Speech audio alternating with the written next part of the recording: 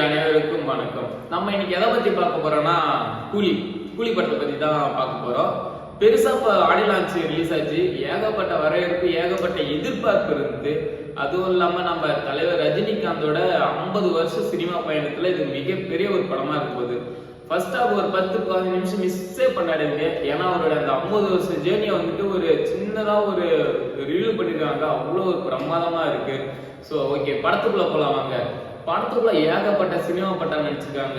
நம்ம தலைவர் ஆசிரியரே தெரியும், ரஜினிகாந்த், ஸ்ருதிஹாசன், அதுக்கப்புறம் நாகார்ஜுனா அப்படின்னு சொல்லி ஏகப்பட்ட பேர் நடிச்சிருக்காங்க. அப்படிப்பட்ட அந்த படத்துல ஏகப்பட்ட எதிர்பார்ப்பு இருக்கும்போது நம்ம படத்தோட கதை என்னன்னு சுருக்கமா பார்த்துலாம் வாங்க.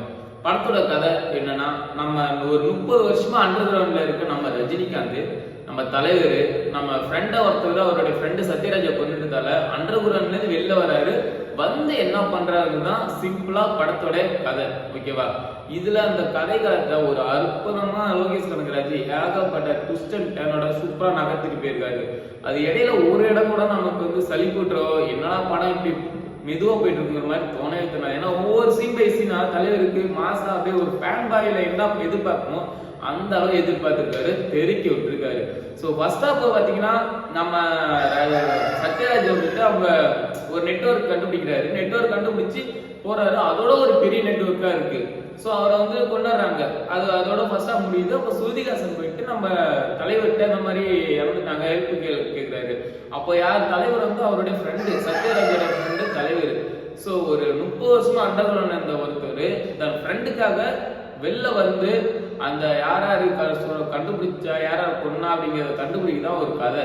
ஸோ இந்த இடத்துல பாத்தீங்கன்னா நம்ம பெரிய ஒரு ஸ்மக்லிங் பண்ணிட்டு இருக்காங்க நாகார்ஜுனா. அவருடைய ஒரு ஒவ்வொரு பார்ட் வந்துட்டு அதுல ஒரு பார்ட் தான் இந்த ஹார்பர் இஷ்யூ. அதுலதான் நம்ம கேரளாவில் மஞ்சுமல் பாய் செஞ்சிட்டார்ல, அவரோட நடிப்புலாம் வேற மாதிரி இருக்கு.